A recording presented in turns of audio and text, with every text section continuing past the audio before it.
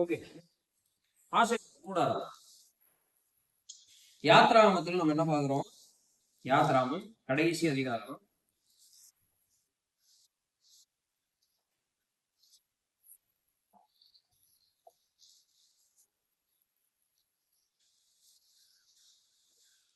யாத்ராமம் 40 அதிகாரம், exodus 40.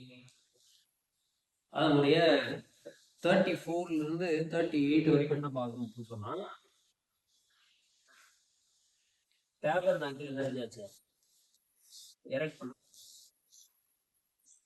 Tabernacle erect பண்ணப்பட்டாச்சு. Tabernacle என்ன செய்யப்பட்டாச்சுன்னா ஏற்படுத்தப்பட்டாச்சு.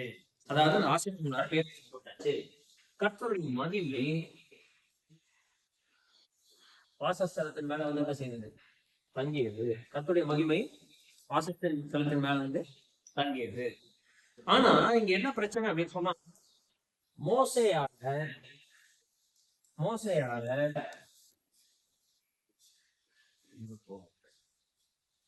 உள்ள என்ன செய்ய முடியல, போக முடியல. எந்த வசனத்துல போட்டுருக்கு? 35வது வசனம் போட்டுருக்கு. சரிங்களா? Exodus chapter 40 verses 35. Moses did not enter. Moses could not enter. ஆனா லேவியராகமம் முதல் அதிகாரம் முதல் வசனத்துல பார்த்தோம் அப்படின்னா, God, ஆனா உள்ள இருந்து தேவன் என்ன செய்கிறார்? மோசேயை அழைக்கிறார். இல்லையா? Leviticus 1:1. God calls Moses.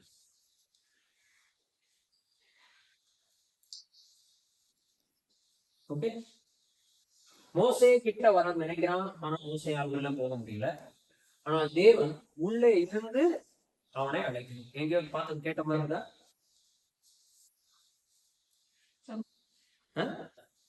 சாமுவேலா Eden தோட்டத்துல அது ஓகே, அது ஓகே. பட் இந்த ப்ராசஸ் மோசே கிட்ட போக நினைக்கிறான், போக முடியல. கர்த்தர் அங்கிருந்து அவனை உள்ள இருந்து அழைக்கணும். இங்க பார்த்தவங்க கேட்ட பாருங்க, யாத்ராகமம் 3வது அதிகாரத்துல முச்செடி நடுவுல தேவனுடைய கர்த்தருடைய தூதனானவர் நின்று கொண்டிருக்கிறார். அப்போ மோசை கிட்ட பார்ப்பேன்னு போறான். அப்ப கர்த்தர் அது நடுவிலிருந்து மோசை என்ன செய்கிறார்? அழைக்கிறார். நீ நிக்கிறது பரிசுத்தமான பூமி, செருப்பு என்ன செய், கழட்டி போடு என்று கர்த்தர் என்ன செய்கிறார்? மோசையிடம். இப்போ கிட்டத்தட்ட அதே மாதிரி ஒரு விஷயம் தான் இங்க நடக்குது. ஆனா அது முச்செடி அல்ல, அது தேவன் மனுஷர்கள் நடுவில் வாழ்வதற்காக தெரிந்து கொள்ளப்பட்ட ஸ்தலம். இப்போ இது தேவனுடைய வாசஸ்தலம். இந்த தேவனுடைய வாசஸ்தலத்துக்குள் மனிதன் உள்ளே போக முயற்சி செய்கிறான், ஆனால் முடியவில்லை. ஆனா தேவன் ஒரு வழியை உண்டாக்குகிறார். அதுதான் என்ன அப்படின்னா லேவியராகமம். That is Leviticus. இப்போ நம்பர்ஸ் 1:1 வாசிங்க. லேவியராகமத்துக்கு அடுத்து என்ன ஆகுது? நம்பர்ஸ் 1:1 வாசிங்க.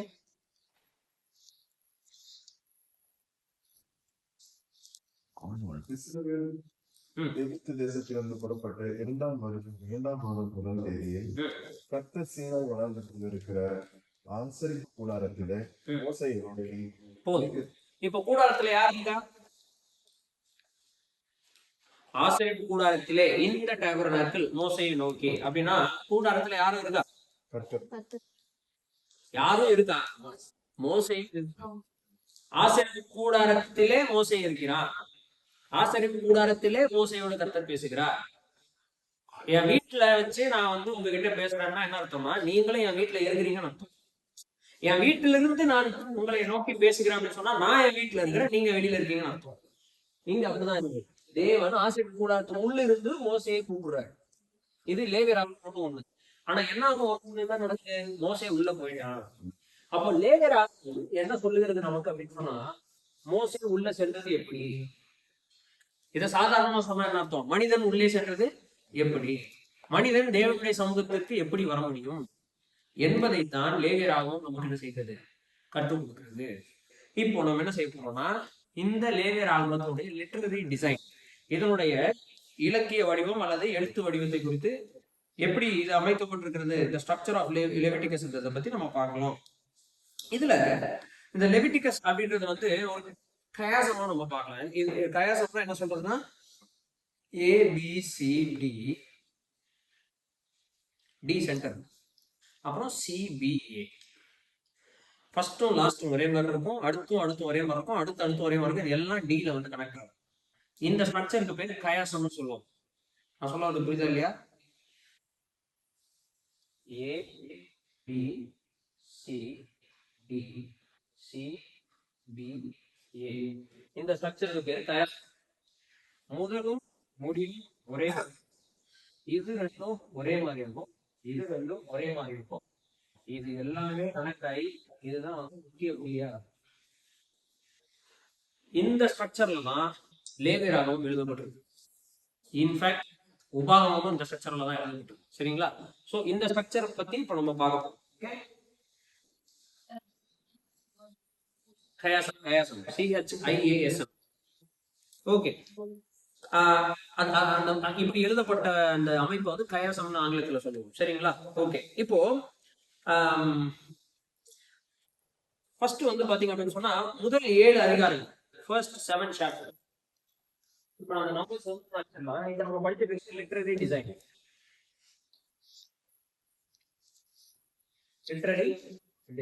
இதுல first 7 chapters laws about sacrifice, பலிகளை குறித்த சட்டங்கள், laws about sacrifices, 8 to 10 priests, ordination ceremony, ஆசாரியர்களுடைய அபிஷேக நிகழ்வுகள், ஆர்டினேஷன் செரிமனி, ஆசாரியர்கள் அபிஷேகம் பண்ணப்படுகிறது இல்லது பிரதிஷ்டை பண்ணப்படுகிறது. 11 to 15 வந்து பாத்தீங்கன்னா ரிச்சுவல் பியூரிட்டி லாஸ், சுத்திகரிப்பு சட்டங்கள், சுத்திகரிப்பு சட்டங்கள். அதுக்கப்புறம் 18ல இருந்து 20 வரைக்கும் பாத்தீங்கன்னா நடுவில் இருந்து நான் கேட்க சொல்றேன், 18ல இருந்து 20 வரைக்கும் பாத்தீங்கன்னு சொன்னா திரும்ப பியூரிட்டி லாஸ். ஆனா இந்த முறை ரிச்சுவல் கிடையாது, மோரல், ஒழுக்க சம்பந்தமான சுத்திகரிப்பு சட்டங்கள், purity laws, but moral purity laws. அதுக்கடுத்து 21, 22 பாத்தீங்கன்னா ஆசாரியர்கள், priests and laws for qualification, ஆசாரியர்கள் எப்படிப்பட்டவங்களா இருக்கணும், அவங்களோட குவாலிபிகேஷன் எப்படி இருக்கணும் அப்படின்றது பற்றி சட்டங்கள். அதுக்கப்புறம் 23ல இருந்து 25 வரைக்கும் திரும்ப rituals, laws about jubilee and feast days, அதாவது பண்டிகைகளை குறித்து, ஆசரிக்கக்கூடிய பண்டிகைகளை குறித்ததான சடங்குகள் குறித்ததான சட்டங்கள். கடைசியா வந்து பாத்தீங்க அப்படின்னா 26 plus 27, இது எண்ட் ஆஃப் கன்க்ளூஷன் வருது. இங்க covenant, blessing and curses.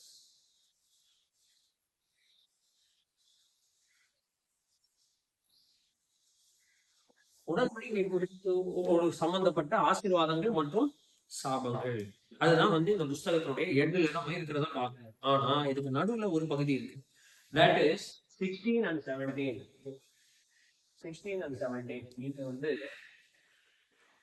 laws of atonement, பாவ நிவாரணத்தை குறித்ததான சட்டங்கள். ஓகே, இப்போ நீங்க இந்த புக்கை பாத்தீங்க அப்படின்னு சொன்னா, ஸ்ட்ரக்சர் பாத்தீங்கன்னு சொன்னா laws of sacrifices and laws of feasts, அதுக்கப்புறம் priest ordination ceremony, priest உடைய qualification, அப்புறம் ritual purity laws, moral purity laws. இது ஒன்றோடு ஒன்று தொடர்புடையதாக என்ன செய்கிறது இருக்கிறது. ஆக மொத்தம் இந்த சென்டர் போர்ஷன் இதெல்லாம் எங்க வந்து நிக்குது அப்படின்னா பாவ நிவாரணத்துல வந்து நிக்குது. பாவ நிவாரணம் இல்லாமல் இது எதுவும் இல்லை.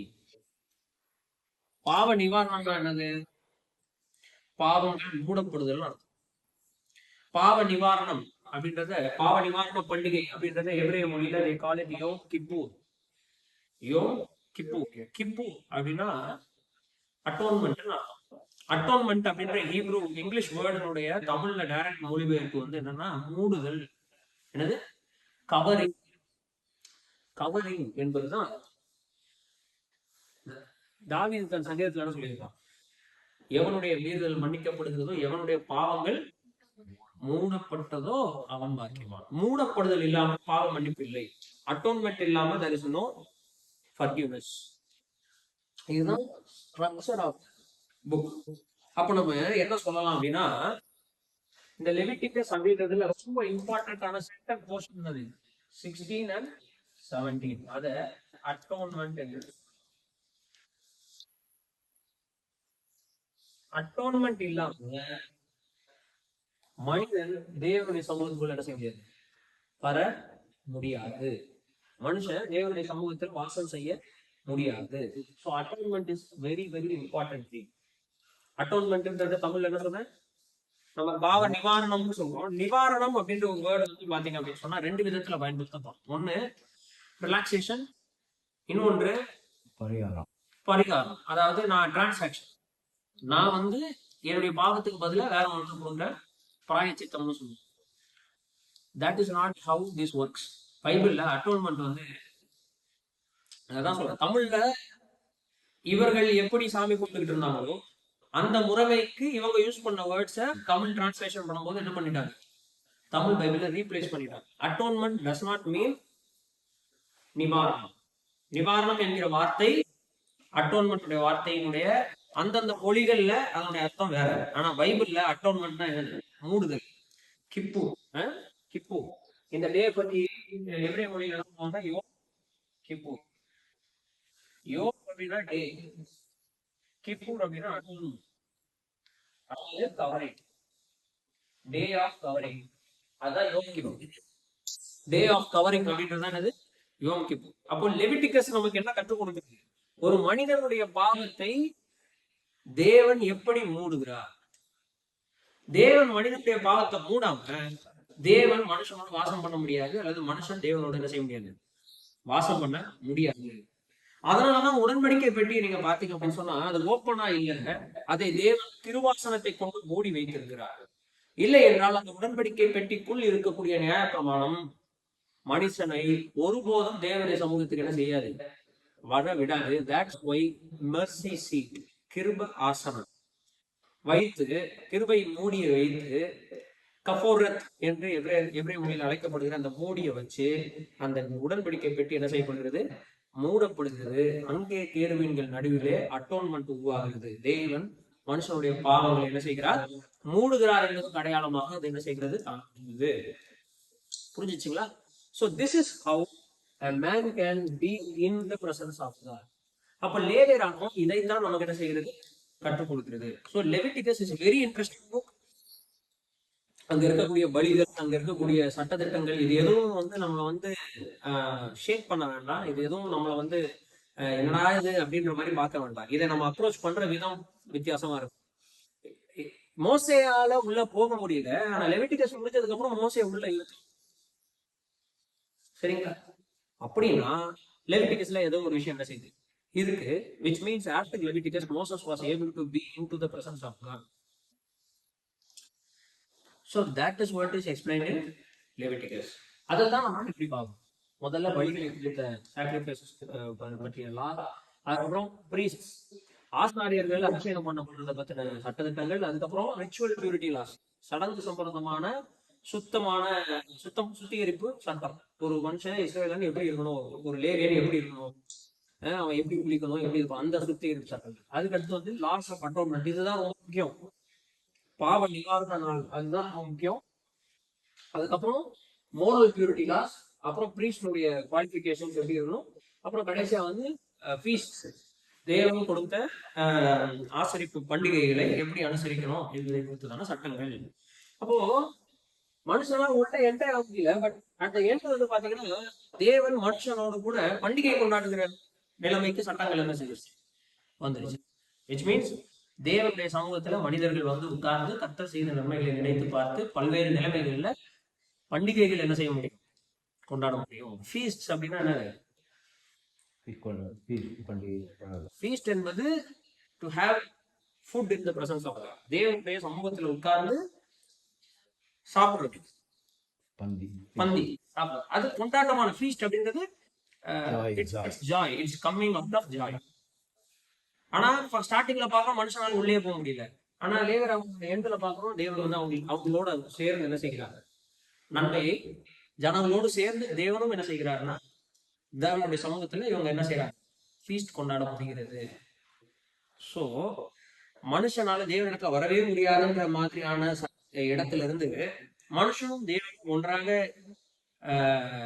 வாசம் செய்து அவர்கள் சந்தோஷமாக இருக்கிறார்கள் என்ற நிலைமைக்கு நகர்வதற்கு முக்கிய காரணம் மட்டும் பாவ நிவாரணம். அது இல்ல எதுவும் இல்லை. பாவ நிவர்த்தி, பாவ நிவாரணம் இதெல்லாம் வந்து நம்ம தமிழ்ல சொல்லும் போது நம்ம மைண்ட்ல மூடுதல்ன்றதுதான் ஞாபகம் வரும். எப்படி கர்த்தர்னு வாசிக்கும் போது இருக்கிறவர் ஞாபகம் வருமோ அதே மாதிரி பாவ நிவாரணம் அப்படின்னு சொல்லும் பொழுது இந்த உலக பிரகாரமான இவங்க சொல்றாங்களே பாவ நிவாரணம், ஒரு 10 எலுமிச்சம்பழத்தை இது பண்ணி ஒரு இதை பண்ணி ஒரு குழந்தையுடைய மண்டையை வெட்டி ரத்தத்தை கொண்டு வந்து இது கொடுத்தா என்ன செஞ்சிடும், முன்னுடைய முன்ஜென்ம பாவங்கள் எல்லாம் போயிடும் சொல்லி சூனியக்காரன் கேட்கிற மாதிரி பாவ நிவாரணம் கிடையாது. இங்க பாவ நிவாரணம் என்பது நான் எதுவும் கொடுத்து பண்ண முடியாது, இது கர்த்தர் கிருபையால என் பாவத்தை மூடுனா மட்டும்தான் முடியும் அப்படின்றத காட்ட முடியாது. சரிங்களா? சோ இது கம்ப்ளீட்லி வேற. சரிங்களா? அதனால இவைகள் தான் இப்போ லிட்டரரி டிசைன் ஆஃப் லெவிட்டிகஸ். அப்போ இந்த இமேஜ் நீங்க பார்க்கணும், எப்போ மைண்ட் வச்சுக்கோங்க. ஏன்னா நம்ம இதுக்குள்ள போகும்போது இந்த இமேஜ் மைண்ட் வச்சுக்கோங்க. The person cannot enter, God calls him and covers his sins, therefore he is able to enjoy the presence of God. இதுதான் லேவிட்டிகஸ். அப்ப லேவியர் ஆகப்பட்ட கண்டென்ட் என்ன? மனுஷனால் தேவனிடத்துக்கு வர முடியாது. ஆனா தேவனே மனுஷனை அழைத்து அவனுடைய பாவங்களை மூடி அவனுக்குரிய பரிகாரத்தை தேவன் உண்டு பண்ணி தேவன் என்ன செய்கிறார்னா அவனோடு கூட வாசம் செய்கிறார். இந்த அழகான சத்தியத்தை சொல்றதுதான் லேவியராங்க. ஓகே, இந்த அழகான சத்தியத்தை சொல்றதுதான் லேவியராங்க. ஸோ இப்போ நம்ம பிரேக் எடுத்துடலாமா இல்ல சரி மூவ் ஆகலாம்? டீ 11:30 தான் போலாமா? இன்னும் கொஞ்சம் டிராவல் போகலாமா? எனக்கு தான் இன்ட்ரடக்ஷனுக்கு வந்துருக்கும். சரி, ஓகே. இப்போ நான் அழிச்சிருவா.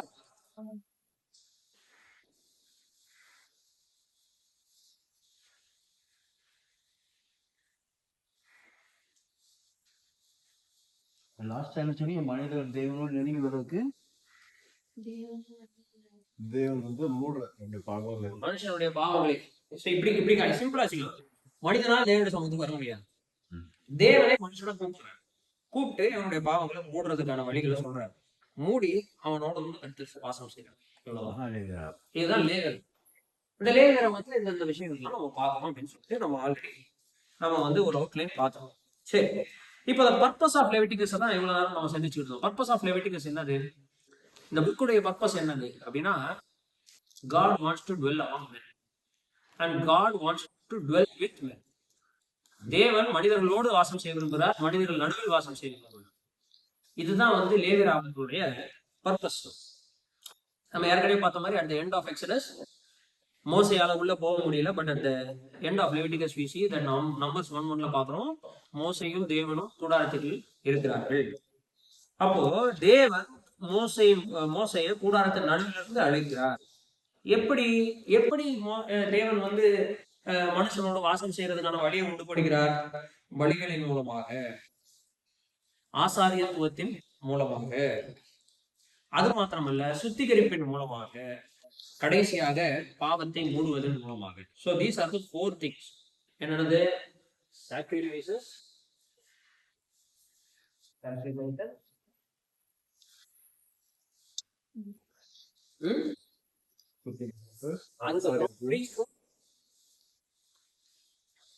ஆசாரியத்துவத்தின் மூலமாக, அப்புறம் 3வது பியூரிட்டி, சுத்திகரிப்பின் மூலமாக கடைசியா வந்து அட்டோன்மெண்ட், பாவங்களை மூடுவது. இதுதான் அட்டோன்மெண்ட் இல்லாம இது எதுவுமே நிறைவேற.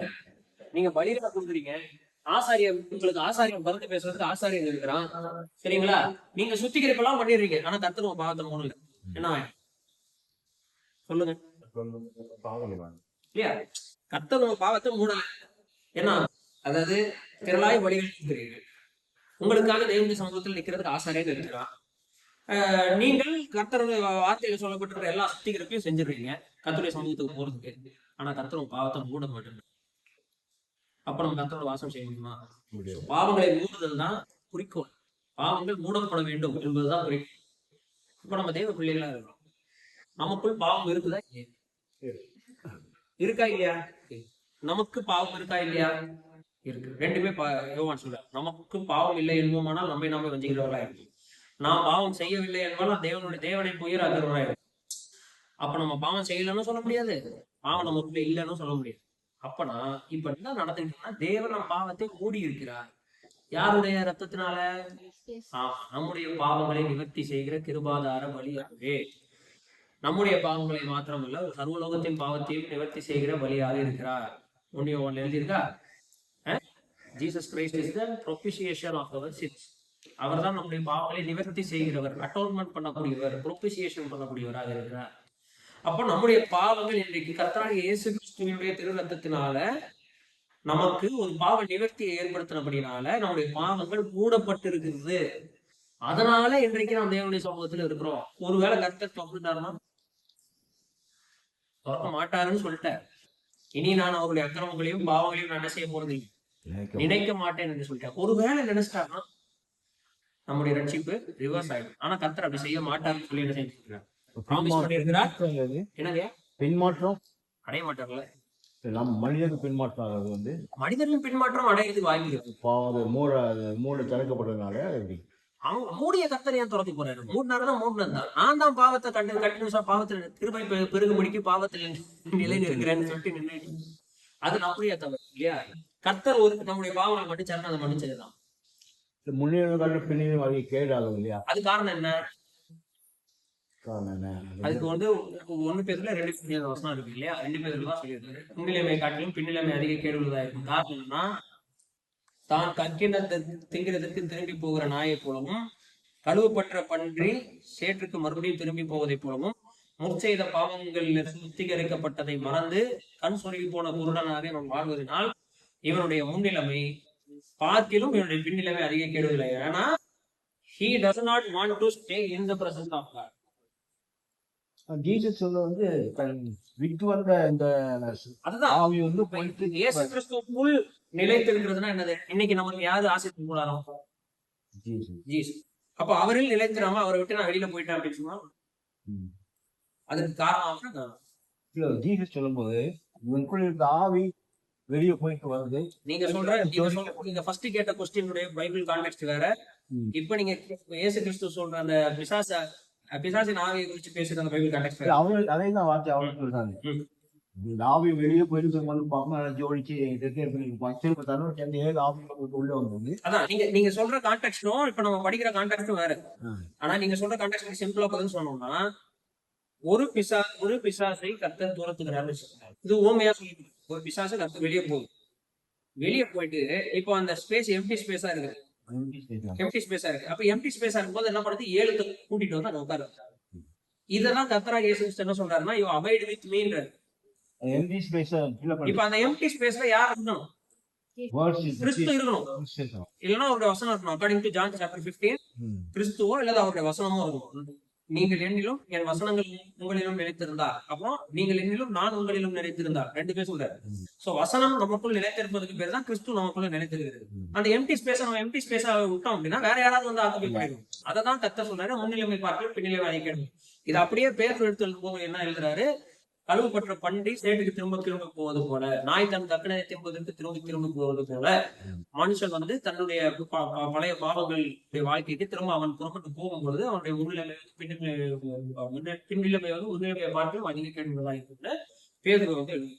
சரிங்களா? அதுதான் நம்ம இங்க பார்க்கணும். என்னன்னா மூடப்பட்டது நம்ம தான் ரிவர்ஸ்ல போறோம். மூடப்பட்டதுனால தேவனுடைய சமூகத்தை நம்ம வந்து உட்கார்ந்துருக்கோம். உட்கார்ந்து இப்ப தேவனுடைய சமூகத்துல இருக்க வேண்டியது நம்முடைய கடமை. நான் தேவனுடைய சமூகத்தை விட்டு வெளியே போறேன். வெளியே போறோம், வெளியே போவோம். இதுல மூடப்பட்டது திறக்கலாம் கூடாது. மூடப்பட்டதுதான். நான் தேவனுடைய சமூகத்திற்கு வெளியில போறதுக்கு கர்த்தர் அனுப்புவார். இல்லையா? இப்போ எப்படி எக்ஸாம்பிள் பண்றது? ஒரு அப்பா என்ன பண்றாரு, ஒரு வீடு கட்டுறாரு. வீடு கட்டிட்டு ரோட் ஓரமா இருக்கு, ஹைவேல ரோட் ஓரமா இருக்கு. அந்த ரோட் ஓரமா என்ன செய்யறாரு, காம்பவுண்ட் கட்டிடுறாரு. எதுக்கு காம்பவுண்ட் கட்டுறாருன்னா, இந்த குழந்தை தெரியாத ரோட்டுக்கு போயிடக்கூடாது. போச்சுன்னா லாரியில அடிச்சு சேர்த்துவாரு. இப்ப என்ன பண்றாரு, பாதுகாக்கப்பட்ட ஒரு இடத்தை உருவாக்குறாரு காம்பவுண்ட கட்டி. இப்ப நான் பாதுகாக்கப்பட்ட இடத்துல இருக்க மாட்டேன்னு கதவை திறந்து இந்த குழந்தை வெளியில போச்சுன்னா எனக்கு அப்பா என்ன பண்ணாரு, முடிஞ்ச வரை பாதுகாக்க ட்ரை பண்ணுவார். அப்பா வெளியில போன டைமா பார்த்து இந்த குழந்தை வந்து என்ன வெளியவே விட மாட்டேன்றாங்க, I want to be free bird, நான் சுதந்திரமாக இருக்க விரும்புகிறேன் அப்படின்னு கதவை திறந்து வெளியில போய் லாரியில அடிச்சு சேர்த்து போச்சுன்னா அதுக்கு யார் காரணம்? அப்பாவை பொறுத்தளவுக்கு அவர் பாதுகாப்பை ஏற்படுத்திக்கிறார். அந்த பாதுகாப்புக்குள்ள இருக்க வேண்டியது யார்? ஆமா, அதுதான் human responsibility. Grace of God அல்டிமேட்டா நமக்கு கொடுக்கப்பட்டிருக்கு. அந்த கிரேஸுக்கு நம்ம ஹியூமன் ரெஸ்பான்சிபிலிட்டி என்ன பண்ணணும்? நமக்கு ஒரு பொறுப்பு இருக்கு இல்லையா? கிருபை எதை போதிக்கிறது? What does grace teach us? கிருபை என்ன போதிக்கிறது சொல்லுங்க பார்க்கலாம். கிருபை எதை போதிக்கிறது? What does grace teach us? ரெஸ்பான்சிபிலிட்டியை போகிறீங்க. என்ன அதான் என்ன ரெஸ்பான்சிபிலிட்டி போதிக்கிறது?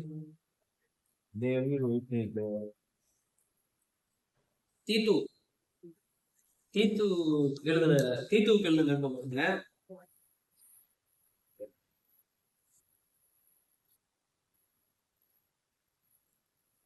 11வது வசனத்துல இருந்து 14வது வசனம் வரைக்கும் படிங்க. Second chapter, Titus chapter 2 verse 11 to 14.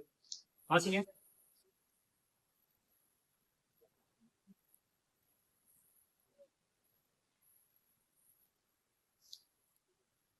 ஏனெனில் எல்லா மனுஷருக்கும் ரட்சிப்பை அளிக்கத்தக்க தேவ கிருபையானது பிரசன்னமாகி நாம் அவர்களுக்கு லௌகீக இச்சைகளையும் வெறுத்து தெரிந்த பக்தியும் நீதியும் தேவ பக்தியும் உள்ளவர்களாய் உலகத்திலே நீதிவரம் பண்ணி நாம் நம்பியிருக்கிற ஆனந்த பாக்கியத்துக்கும் மகா தேவனும் நமது ரட்சகருமாகிய இயேசு கிறிஸ்துவனுடைய மகிமையின் பிரசன்னமாகுதல் என்று எதிர்பார்த்து கொண்டிருக்கும்படி நமக்கு போதிக்கிறது.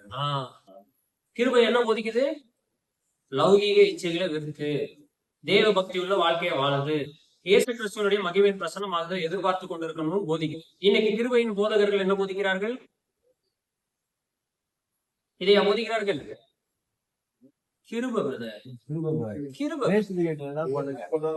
அப்படியா? கிருபை அப்படி போதிக்குதுன்னு பைபிள் இருக்கா? கிருபை என்ன போதிக்குது? எவ்வளவு ரெஸ்பான்சிபிள் லைஃப் போதிக்குது. What does grace teaches? எவ்வளவு அழகா சொல்லுது பாருங்க. Training us to renounce ungodliness and worldly passions and to live self-controlled, upright and godly lives in the present age, waiting for our blessed hope, the appearing of the glory of our great God and Savior Jesus Christ, who gave himself for us to redeem us from all lawlessness and to purify for himself a people of his own possession who are zealous for good works. நாம் நற்கிரியைகளை செய்வதற்கென்று வைராக்கியம் உள்ள ஜனங்களாக வாழ்வதற்காக நம்மை சுத்திகரிக்கிறதற்காக கர்த்தராகிய இயேசு கிறிஸ்துவானவர் நமக்காக தம்மை தாமே ஒப்பு கொடுத்தாரே, அந்த கர்த்தராகிய இயேசு கிறிஸ்துவின் வருகை எதிர்பார்க்கும்படி நமக்கு போதிக்கிறது. அது வரைக்கும் இந்த பிரசன்ட் ஏஜ்ல நம்ம எப்படி வாழணும் போதிக்குது. நம்ம லௌகீக இச்சைகளை வெறுத்து, கபடம் இல்ல என்ன சொல்றது இங்கிலீஷ்ல, தமிழ்ல அன்காட்லினஸ் அவபக்தி உள்ள ஜீவனை வெறுத்து தேவ பக்தி உள்ளவர்களாகவும் நேர்மையாகவும் செல்ஃப் கண்ட்ரோல் உள்ளவர்கள் இச்சை அடக்கி உள்ளவர்களாகவும் இந்த பூமியில ஜீவனம் பண்ண வேண்டும் என்று கிருபை போதிக்கிறது. ஆனா கிருபை என்ன போதிக்கிறது என்று சொல்லி இன்னைக்கு போதிக்கிறார்கள்ன்றத நீங்க கொஞ்சம் என்ன செய்யணும், யோசிச்சு பார்க்கணும். ஆமா, அதோட நிறுத்திடுறாங்க. அந்த எல்லாருக்கும் ரட்சிப்பை அளிக்கத்தக்க கிருபை பிரசன்னமாகி எதை போதிக்கிறதுன்னு என்ன செய்யல, சொல்லல. நாம அதை பார்க்கணும். அததான் சொல்றேன், தேவன் நம்மை சுத்திகரிக்கிறார். லெவிட்டிகஸ்ல அதான் பாக்குறோம். தேவன் நம்மை சுத்திகரிக்கிறார். He is ready to purify us. சரிங்களா? பாருங்க, he is ready to accept the sacrifice. He is ready to intercession for do intercession. இயேசு கிறிஸ்துவை வச்சு சொல்றோமா? இயேசு கிறிஸ்துவோட சாக்ரிஃபைஸ் அக்செப்ட் பண்ணப்பட்டது. இயேசு கிறிஸ்து நமக்கு பிரதான ஆசாரியராக இருந்து நமக்காக பரிந்து பேசுகிறார். நாம் சுத்திகரிப்பு உள்ளவர்களாக இந்த பூமியில வாழ வேண்டும், சுத்திகரிக்கப்பட்டவர்களாய் வாழ வேண்டும் என்பதற்காக கிறிஸ்துவே நமக்காக நம்ம சுத்திகரிப்பு என்ன செய்யறாங்க, உண்டு பண்ணுகிறார்.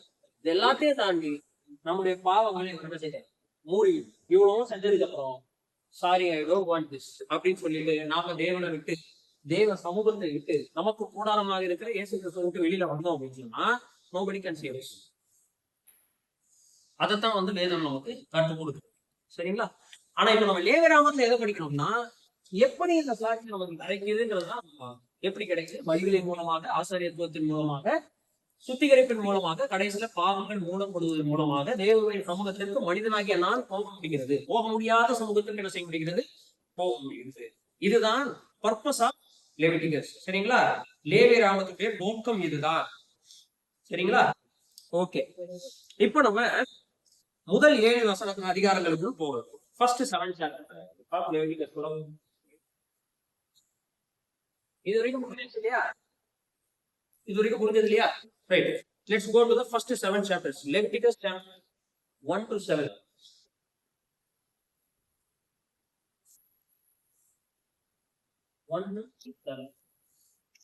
இந்த 1 to 7ல எதை பத்தி நம்ம படிச்சோம்?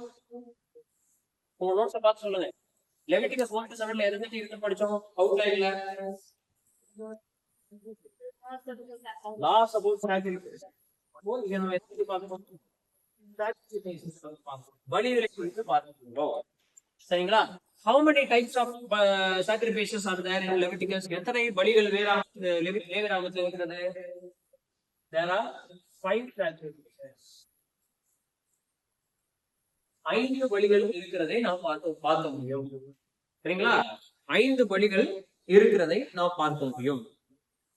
இந்த சாக்ரிஃபைஸ் அப்படின்ற விஷயத்த வந்து அதான் திரும்ப சொல்றேன், இந்த உலகத்துல சாக்ரிஃபைஸ் என்பது வேற ஒரு கண்ணோட்டத்துல சொல்லப்படுகிறது, வேதாகமத்துல சாக்ரிஃபைஸ் வந்து வேற ஒரு கண்ணோட்டத்துல சொல்லப்படுகிறது. எப்படி ரத்தம் குடிக்கிறவங்க நம்முடைய சாமி இல்ல அப்படின்னு நம்ம நேற்று பார்த்தோமோ, அதே மாதிரி மிருகங்களுடைய இறைச்சி வாசனை வந்து எனக்கு பிடிக்கும்ன்றதுக்காக கர்த்தர் நிறைய பலிகள் என்ன செய்யல, கேட்கவில்லை. எனக்கு கெடா விருப்பம் சொல்லி கர்த்தர் என்ன செய்யல, கேட்கல.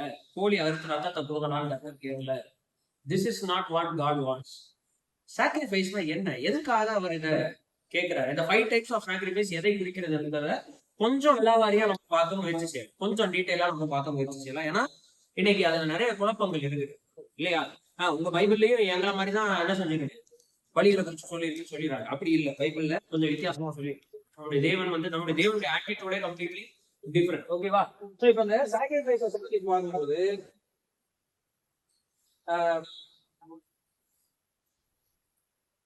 இஸ்ரவேல சாக்ரிஃபைஸ் மூலமாக என்ன பண்றாங்க அப்படின்னா, தேவனுக்கு மாத்திரம் இருக்கக்கூடிய அவர்களுடைய அலிஜென்ஸ் என்ன சொல்றது, அவருடைய விசுவாசம் தன்மை, தேவனுக்கு மட்டும் விசுவாசம் உள்ளவர்களாய் நாங்கள் இருப்போம் என்பதற்கான அடையாளமாக அவர்கள் சாக்ரிஃபைஸ் பண்ணக்கூடியவர்களாக இருக்கிறார்கள். 2வது நம்ம என்ன பார்க்கிறோம் அப்படின்னா, இந்த சாக்ரிஃபைசஸ் மூலமாக தேவன் வந்து தம்முடைய ஜனங்களுடைய பாவங்களை மூடுவதற்கான வழிமுறைகளை தேவன் அவங்களுக்கு என்ன செய்யறாரு, கற்றுக் கொடுக்கணும். இது 2 சாக்ரிஃபைசஸ் நம்ம பார்க்க முடியும், விலாவரியா பார்க்கலாம். எது எழுதிக்கோங்க, விலாவரியா பார்க்கலாம். there are 5 sacrifices, 5 different sacrifices. இந்த sacrifices நம்ம 2 சரிங்களா, 2 நம்ம பிரிக்கலாம். ஒண்ணு வந்து என்னை மன்னியும் கர்த்தாவேன்னு சொல்ற sacrifices, forgive me God sacrifices. சரிங்களா?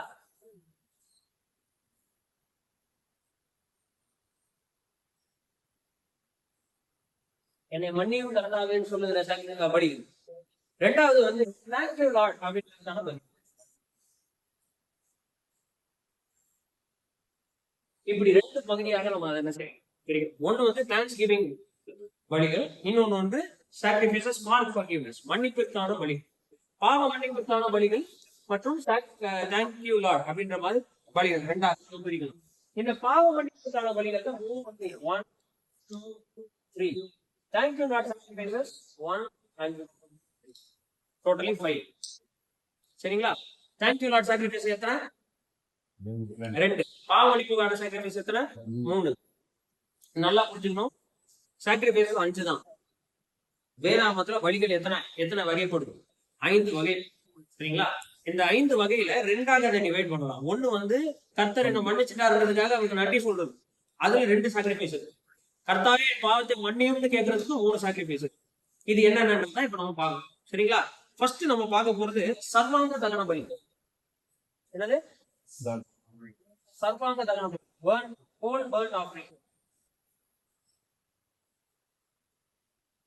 தமிழ்ல வந்து சர்வாங்க தகன பலி அப்படி எழுதியோங்க. சர்வாங்க தகன பலி அது லேவியராம் 1வது அதிகாரத்தில் சொல்லப்படுகிறது. Leviticus chapter 1. சர்வாங்க தகன பலி, ஹோல் பர்ன்ட் ஆஃபரிங். இரண்டாவது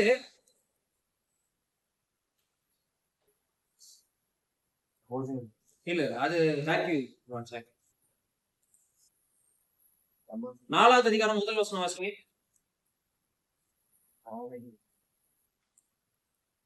கர்த்தர் மோசேயிற்கு இஸ்ரவேல் புத்திரரிடத்தில் சொல்ல வேண்டியது என்னவென்றால், பாவ நிவாரண பலி.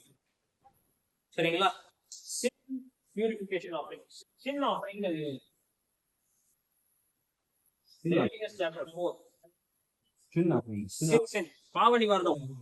இரண்டாவது வந்து கில்ட் ஆஃபரிங், குற்ற நிவாரணம். Leviticus chapter 5.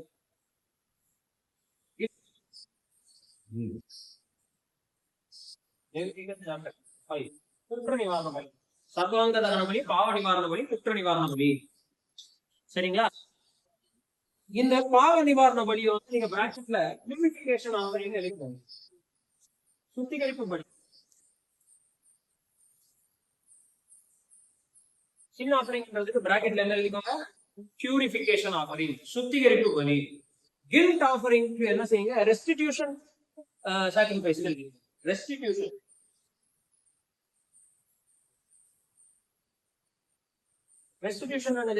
நஷ்டஈடு. இதற்கு பதிலாக நான் ஒரு விஷயத்தை தருகிறேன். இது வந்து ரெஸ்டிடியூஷன், அது வந்து குற்ற நிவாரண பலி. சரிங்களா? அதுக்கடுத்து தேங்க்யூ லார்ட் சாக்ரிஃபைசஸ், கர்த்தர் செய்ததுக்கு நன்றி சொல்லக்கூடிய 2 சாக்ரிஃபைசஸ். ஒன்னு போஜன பலி, இன்னொன்று என்னதுன்னா சமாதான பலி, பீஸ் ஆஃபரிங். ஒன்று கிரெயின் ஆஃபரிங், இன்னொன்று வந்து பீஸ் ஆஃபரிங். இந்த பீஸ் ஆஃபரிங் பிராக்கெட்ல ஃபெலோஷிப் ஆஃபரிங். இது 2வது அதிகாரம். கிரெயின் ஆஃபரிங்கிறது 2வது அதிகாரம், போஜன பலிங்கிறது 2வது அதிகாரம். அப்புறம் ஃபெலோஷிப் ஆஃபரிங் 3வது அதிகாரம்.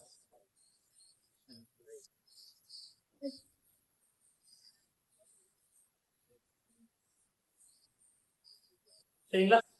இவ்வளவுதான் சிம்பிளா வந்து சாக்ரிஃபைசஸ்.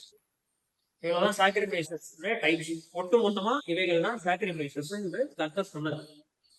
இதுக்குள்ளேயே நிறைய சின்ன சின்ன மாடிஃபிகேஷன்ஸ் இருக்கும். எந்த மிருகத்தை போடலாம்?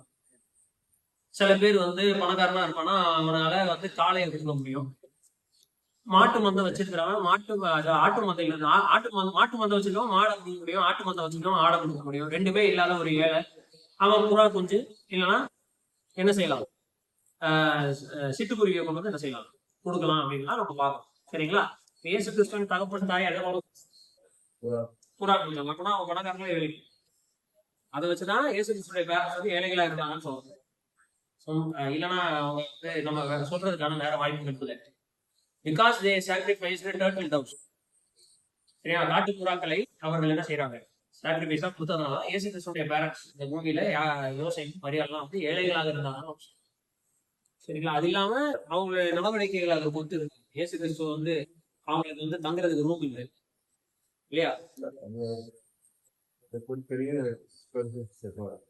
அந்த நேரத்துக்கு அவங்க கிட்ட அவ்வளவுதான் கையில ஏன்னா அவங்க பேங்க் போயிட்டாங்க. அதனால நாங்க கொஞ்சமா பணத்தோட டிராவல் பண்ணி வச்சிருக்கோம். இல்ல ஆக்சுவலி அதுல ஒரு சின்ன ஆம்பிகிட்டி இருக்கு. ஏன்னா அவங்க டிராவல் பண்ண தூரம் ரொம்ப பெரிய தூரம். அவங்க வாழ்ந்துகிட்டு இருந்தது ரோமர்களுடைய காலகட்டத்தில். சோ ரோமர்களுடைய காலகட்டத்துல அவ்வளவு தூரமா ஒருத்தன் டிராவல் பண்ணி வரான்னா வர வழியில ரோமர்களே நிறைய பேர் அங்கங்க டாக்ஸ் ஆகுங்க. அதுக்குரிய காசு பணம் எல்லாம் எடுத்துட்டு வரணும். சோ அதனால வந்து கையில கொஞ்சம் அமௌண்ட்டோட யாரும் டிராவல் பண்ணணும் அப்படின்னு சொல்றதுக்கு இன்னொரு வாதம் போகுது. அவன் அந்த அளவுக்கு எல்லாம் போக வேண்டாம். Concept simple. வழி செலுத்தும் போது என்ன பண்ணுதான் அவங்க ஆடையோ காலையோ கொண்டு வந்திருந்தா நம்ம அதுக்கு ஏத்த மாதிரி வசதி படுத்தாலும் நினைச்சுக்கலாம். அவங்க வெறும் புறாக்களை கொண்டு தான் பலி செலுத்துறாங்கன்றதுல இருந்து என்ன புரிஞ்சுக்கலாம், புறாக்கள் வந்து யாருக்காக கத்து கொடுத்திருந்தாரு பழைய பாட்டில் பாத்தீங்கன்னா ஏழைகளுக்கு கத்து கொடுத்த பலி. ஏழைகளுக்கு தான் புறாக்களை கொடுப்பாங்க, பணக்காரங்க புறாக்களை கொடுப்பாங்க. சோ அதுல இருந்து கத்தராக ஒரு ஏழைகள் வந்து போகிறாங்க. இப்போ விஷயத்துக்கு வருவோம். There are 5 sacrifices. Forgive me God sacrifices 3. என்னது? சர்வாங்க தகன பலி, பாவ நிவாரண பலி, குற்ற நிவாரணம். அதுக்கப்புறம் தேங்க்யூ என்னது? போஜன பலி, சமாதான பலி. போஜன பலி பிரெயின், சமாதான பலின்னா ஃபெலோஷிப் எழுதிக்கணும் பிராக்கெட்ல. ஐக்கியத்தை காட்டக்கூடிய பலி. சரிங்களா? இவைகள் தான் பலிகள். இதுல 2 முக்கியமான வார்த்தைகள் இருக்கு. ஒண்ணு பாவ மன்னிப்பு, இன்னொன்னு பாவ நிவாரணம். பாவ மன்னிப்பு, forgiveness.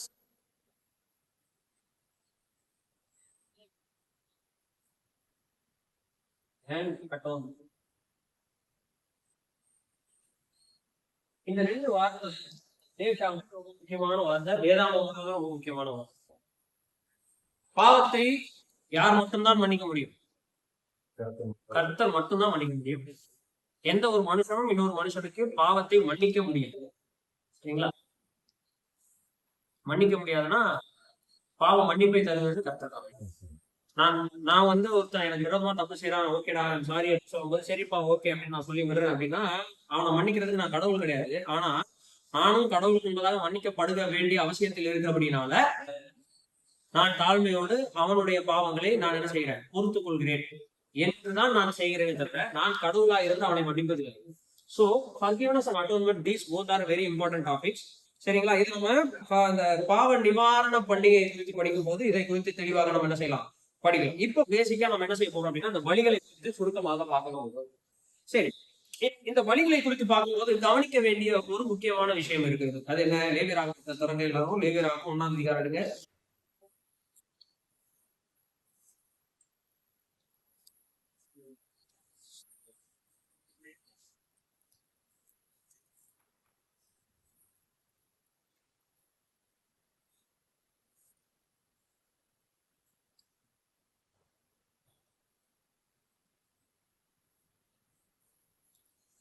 லேவியராகமம் 4ஆவது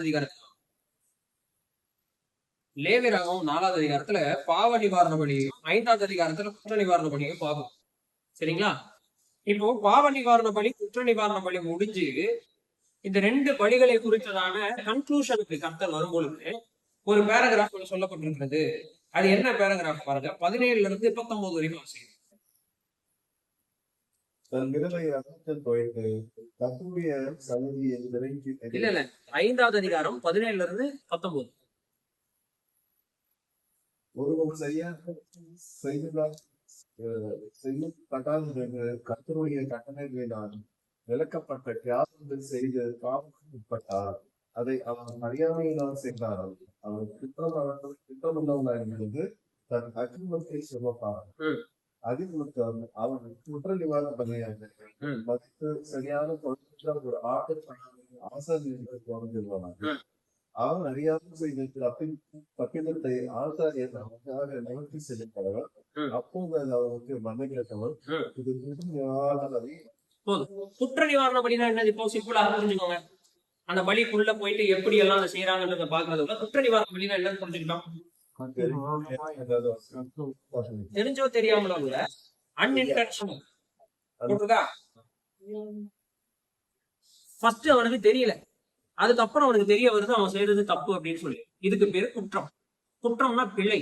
பிழைன்றது என்னது இல்ல, இன்டென்ஷனல் கிடையாது. கரெக்டா? பிழை என்பது என்ன இல்ல, இட்ஸ் நாட் இன்டென்ஷனல். கோடு போடுறேன், கை வலிக்கு கோணலா போயிடுச்சு, இதுக்கு பேர் என்னது? பிழை. ஆனா இது நேர்கோடு தான் நான் வாதாடினா அதுக்கு பேரு தப்பு, பாவம். நான் சொல்ல வருது புரிதா இல்லையா? கோடு போடுறேன், நேர்கோடு வரை டீச்சர் சொல்லிட்டாங்க, நான் கோடு போடுறேன், ஸ்கேல் இல்லாம போடும்போது என்ன ஆயிடுதுன்னா என் கை எடுத்துட்டு போறதுனால ஒரு பக்கம் இப்படி போயிடுச்சு. இப்ப டீச்சர் சொல்றாங்க இது நேர்கோடு கிடையாது. ஐயோ ஆமா டீச்சர் இது நேர்கோடு இல்ல அப்படின்னு நான் சொல்றாலே எனக்கு பேரு குற்றம். இதுக்கு பேரு குற்றம், பிழை, குற்றம். ஆனா இது நேர்கோடு தான், உங்களுக்கு தான் தெரியல அப்படின்னு சொல்றது என்ன? புரிஞ்சுக்கலாம் உங்களுக்கு? பாவத்துக்கும் குற்றத்துக்கும் வித்தியாசம். குற்றம் என்பது நாம் செஞ்சிருக்கோம், செஞ்சதுக்கு அப்புறம் தெரியும் இது தப்பு அப்படின்னு, உடனே அதுக்கான மன்னிப்பை நான் என்ன செய்யறேன், கேட்கிறேன். இது வந்து குற்றம். ஆனா பாவம் என்பது அப்படியா இல்லை. பாவம் என்பது அப்படியா, சரிங்களா? இப்ப 6வது அதிகாரம் வாசிங்க. 6வது அதிகாரம் முதல் சில வசனங்களை வாசிங்க. பின்னர் கர்த்தர் மோசேயை நோக்கி, ஒருவன் கர்த்தருக்கு விரோதமாக அநியாயம் செய்து தன் வசத்தில் ஒப்புவித்த கட்டளை உண்டானது, ம். கொடுக்கல் வாங்குவதற்காவது, ம். தன் அயலானுக்கு மாறாட்டம் பண்ண, ம். அல்லது ஒரு வஸ்துவை பலாத்காரமாய் பறித்து போக, ம். அல்லது தன் அயலானுக்கு உதச்சல் செய்து, ம். அல்லது காணாமதை கண்டறிந்தும் அதை மறுதலித்து அதை முடித்து பொய்யாக இட்டு, இதெல்லாம் இன்டென்ஷனல் சீன்ஸ். கரெக்டா? இப்போ ஒருத்தன் கிட்ட இருந்து ஒரு விஷயத்தை அபகரிக்க நினைக்கிறது என்னது? இன்டென்ஷனலா அன்இன்டென்ஷனலா? இன்டென்ஷனல். இப்ப நான் இன்டென்ஷனலி பிளான் பண்ணி பிரதருடைய வாழ்க்கையில இருந்து ஏதோ ஒன்றை பறித்து விட்டேன். இன்டென்ஷனலா பிளான் பண்ணி பண்ணிட்டேன். பண்ணி முடிச்சதுக்கு அப்புறம் எனக்கு தெரியுது நான் பண்ணது மிகப்பெரிய தப்புன்னு நான் ரியலைஸ் பண்ணேன். இப்போ இதுக்கும் நான் குற்றவாளி பண்ணி செலுத்தலாம். என் மனசாட்சி என்னை குற்றவாளியை மீட்கிறது. இப்ப நான் என்ன பண்ணலாம்? குற்ற நிவாரணம் பண்ணி செலுத்தலாம். ஆனா வெறும் வழியை மட்டும் இப்ப செலுத்தக்கூடாது. அவர்கிட்ட இருந்து திரும்பி வாங்கினதுக்கு 2 3 நான் என்ன பண்ணிருக்கணும், அதுக்குரிய ரெஸ்டிடியூஷன் அவருக்கு நான் என்ன செய்யணும், தந்து இது அவரோட நான் சரியாகிறது. ஆனா நான் யாருக்கும் விரோதமா பாவம் பண்ணிருக்கேன். அதனால குற்ற நிவாரணப்படியா அவருக்கு என்ன செய்யணும். சரி, இப்போ இது ரத்தம் குடிக்கிறதுக்காக கத்த கேட்கிறாரா? உலகத்துல யாராவது இப்படி பலி செலுத்துறாங்களா? உலகத்துல எந்த சாமிக்காவது இப்படி பலி செலுத்துறாங்களான்னு கேட்கு. வருஷம் ஃபுல்லா பாவம் செஞ்சிட வேண்டியது, வருஷத்துக்கு ஒரு தடவை குலதெய்வம் கோயிலுக்கு போயிட்டு கிடா வெட்டுற வேண்டியது. இப்படிதான் செய்யறாங்க. இது அப்படி கிடையாது. இது அப்படி கிடையாது. If I do certain thing, நான் அவருக்கு ஏதோ ஒரு விதத்துல துரோகம் பண்றேன். அது பினான்சியலா இருக்கலாம், வேற ஏதாவது விதத்துல இருக்கலாம். நான் துரோகம் பண்ணிட்டேன்னு எனக்கு தெரிய வருது, என் மனசாட்சி எனக்கு குற்றவாளின்னு சொல்லுதுன்னா நான் ரெஸ்டிடியூட் பண்ணணும் ஃபர்ஸ்ட் அவருக்கு. செகண்ட், நான் இவரோடு செய்த பாவம் தேவனுக்கு விரோதமானதா இருக்கிறபடினால் அவரோடும் நான் என்ன செய்யணும், சீர் பொருந்த வேணும், ஒப்புரவாகும். இதற்காக செலுத்தப்படுகிறது குற்ற நிவாரணம். புரிஞ்சுச்சுங்களா உங்களுக்கு?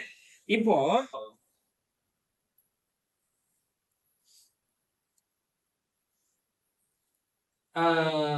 5வது அதிகாரத்துக்கு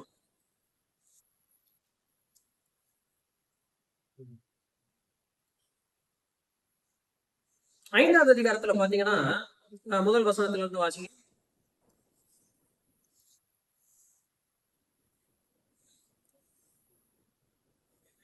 வாசிங்க முதல் வசனம். சாட்சியாகிய ஒருவன் சாட்சியாகிய ஒருவன் இடப்பட்ட ஆணையை கேட்டிருந்தோம், தான் கண்டதையும் அறிந்ததையும் தெரியாதிருந்து பாவம் செய்தால் என்னது? சாட்சியா ஒரு கொலையை பார்த்துட்டான். ஒரு ஏ வந்து பி கொலை பண்றத சி பார்த்துட்டான். இப்ப சி வந்து யாரு? என்னது? சாட்சி. இப்ப நியாயாதிபதிகள் கேக்குறாங்க சியை கூப்பிட்டு, ஏப்பா இந்த ஏ வந்து பி கொலை பண்ணதை நீ பாத்தியா? இப்ப சி சொல்றான், சாரி நான் பார்க்கல அப்படின்னு சொல்றேன். இது என்னதுன்னு சொல்லிருக்கு? பாவம். குற்றம் நான் போட்டிருக்கேன். பாவம் என்ன போட்டிருக்கு? அது பாவம் போட்டிருக்கா? அப்போ அவன் தன்னுடைய குற்றத்தை சுமப்பான்.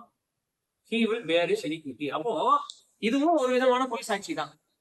நான் நேர்ல ஒரு விஷயத்த பார்த்துட்டு என்ன நியாயத்துக்கு கூப்பிட்டு கேட்கிறாப்புல, நீ பாத்தியான்னு கேட்டா, சாரி நான் பார்க்கல அப்படின்னு சொல்லும்போது, பார்த்த ஒரே விட்னஸ் நான் தான், நானே பொய் சொன்னேன்னா இப்ப என்ன நடக்கும்? பாதிக்கப்பட்டவனுக்கு சேர வேண்டிய நீதி போய் என்ன செய்யாது? சேராது. இப்போ இது ஒட்டுமொத்த குற்றத்தை யார் மேல திருப்புகிறார்? ஏன் மேல திருப்புகிறார்? ஒட்டுமொத்த குற்றத்தையும் கர்த்தர் ஏன் மேல திருப்புகிறார். அதுக்கடுத்து என்ன சொல்றாரு? 2வது வசனம். அசுத்தமான காட்டு உடலையாவது, அசுத்தமான நாட்டையாவது, அசுத்தமான உடலையாவது, விவித அசுத்தமான யாருக்கு வஸ்துவையாவது, உடலையாவது என்னன்னா கார்கஸ் போட்டுருக்கு இங்கிலீஷ்ல. பிணத்தை நாம் அசுத்தமான உயிரோட இருக்கிற பண்ணியை தொண்டா அப்படின்னு சொல்லல.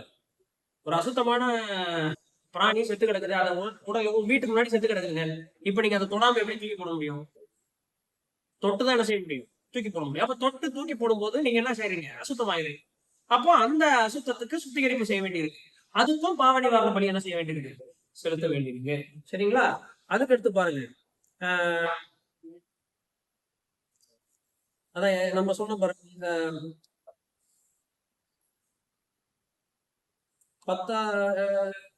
ஏழுல இருந்து வாசிங்க.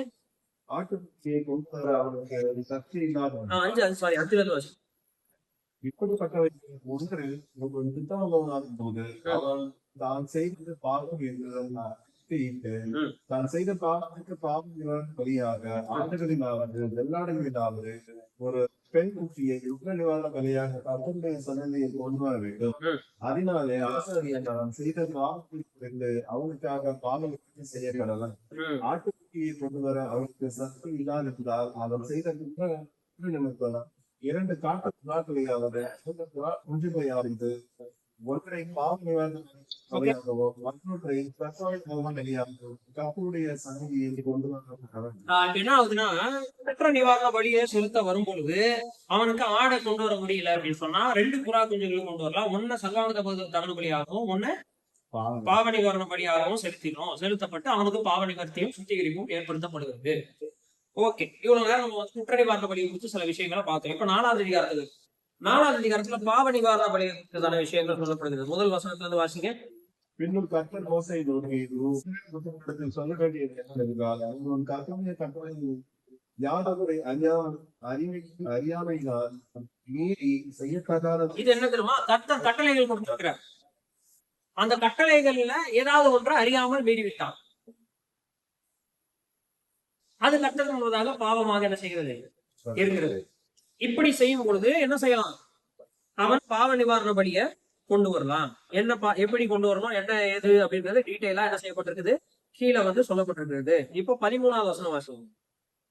இஸ்ரவேல் சபையார் எல்லாரும் அறியாமையினால் பாவம் செய்து தங்களுக்கு நிறைவாய் இருக்கிறதினால் கர்த்தருடைய கட்டளைகளில் யாதொன்றின் மீது செய்யத்தகாததை செய்து பாவத்திற்கு குற்றவாளிகளானால் அவர்கள் செய்கிற பாவம் தெரிய வரும்போது சபையார் அந்த பாவம் புரியுதுங்களா?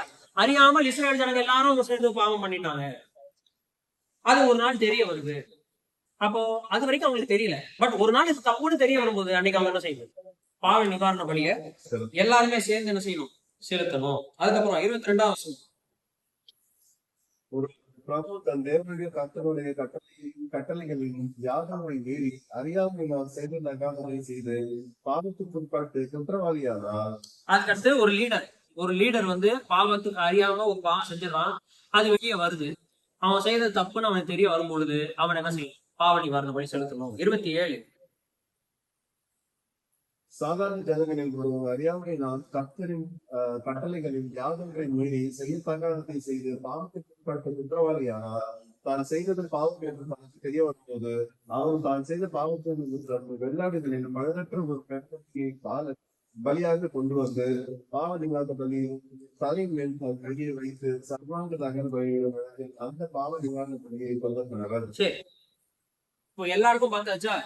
ஒட்டுமொத்த இஸ்ரவேல் ஜனங்களுக்கு இருந்தாலும் சரி, யாராவது பாவம் செஞ்சாலும் சரி, இல்ல ஒரு லீடர் பாவம் செஞ்சாலும் சரி, ஒரு காமன் மேன் பாவம் செஞ்சாலும் சரி, இந்த எல்லா இடத்துலயும் ஒரு வார்த்தை எல்லா இடத்துலயும் வருது. என்னன்னா அன்இன்டென்ஷனல் அறியாமல் வருது. Note that point. சரிங்களா? ஒருவேளை நீங்க அறிந்து ஒரு விஷயத்த செஞ்சுட்டீங்க, செஞ்சு முடிச்சதுக்கு அப்புறம் நம்ம போட்டது தப்புன்னு சொல்லி மனஸ்தாபப்பட்டு மனம் திரும்பிடிக்கணும். அதற்கும் என்ன உண்டு? பாவம் போயிடும். ஆனால் சில பாவங்களுக்கு வழியே இல்லை. என்னென்ன பாவங்கள் சொல்லி பாருங்க. விக்கிரக ஆராதனை, விபச்சாரம். இது ரெண்டுத்துக்கும் என்ன இல்ல? இத கர்த்தாவே நான் தெரியாம விக்கிரக ஆராதனை பண்ணிட்டு சொல்ல முடியாது. கர்த்தாவே நான் தெரியாம உங்களை தவிர வேற யாரையும் ஆராதிச்சிட்டேன்னு சொல்ல முடியுமா? கர்த்தாவே நான் தெரியாம என் ஒய்ஃபை தவிர வேற ஒரு பொண்ணோட படுத்துட்டேன்னு சொல்ல முடியுமா?